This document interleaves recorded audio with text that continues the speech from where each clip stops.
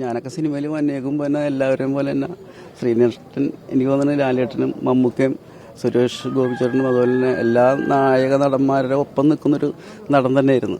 അതിലും എനിക്ക് തോന്നുന്നു ഒരുപാട് കഴിവുകളുള്ള, അതിലും ഉപരിയായിട്ട് എഴുത്ത്, സ്ക്രിപ്റ്റ്, അതുപോലെ തന്നെ ഡയറക്ഷൻ, മറ്റുള്ള കാര്യങ്ങളിലും ബ്രില്യൻ്റ് ആയിട്ടുള്ള ഒരാളായിരുന്നല്ലോ. പിന്നെ നമ്മളെപ്പോലുള്ളൊരു ചെറിയ ആർട്ടിസ്റ്റൊക്കെ വന്ന് അദ്ദേഹത്തിൻ്റെ കൂടെ പെർഫോം ചെയ്യുമ്പോൾ നമ്മളോട് പറഞ്ഞ് തരുന്ന കുറേ കാര്യങ്ങൾ, അത് എനിക്ക് തോന്നുമ്പോൾ ലാലേട്ടൻ വന്നാലും മമ്മൂക്ക വന്നാലും ബിജുക്കുട്ടൻ വന്നാൽ പോലും ഒരേ രീതിയിൽ പെരുമാറുന്ന ഒരാളായിരുന്നു. ഒരുപാട് കാര്യങ്ങൾ സിനിമയെക്കുറിച്ചും ഒക്കെ പറഞ്ഞുതരാൻ വളരെ ബ്രില്യൻ്റ് ആയിട്ടുള്ള ഒരാളായിരുന്നു. ഇത്ര പെട്ടെന്നുള്ളൊരു യോഗം ഉണ്ടാവുമെന്ന് ഒരിക്കലും പ്രതീക്ഷിച്ചില്ല. കാരണം സാധാരണ നിലയിൽ നിന്ന് ഉയർന്നു വന്ന സിനിമയിൽ വലിയ രീതിയിൽ എല്ലാ മേഖലകളിലും ഒരു കഴിവ് തെളിയിച്ച ഒരു വ്യക്തിയാണല്ലോ. എങ്ങനെയാണ് ആ തരത്തിൽ ആ ഒരു അതിജീവനത്തെ എങ്ങനെയാണ് നോക്കുന്നത്?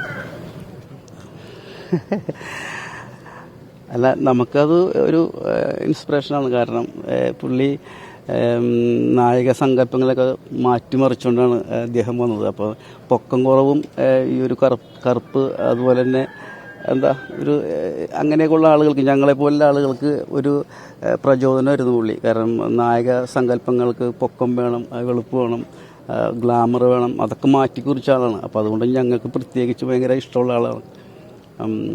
അഭിനയിച്ചാൽ മതി, കഴിവുണ്ടായാൽ മതി, അതിന് പൊക്കത്തിലോ വണ്ണത്തിലോ ഒന്നും കാര്യമില്ല എന്ന് തെളിയിച്ച ഒരാളും കൂടിയാണ് ശ്രീനേട്ടൻ.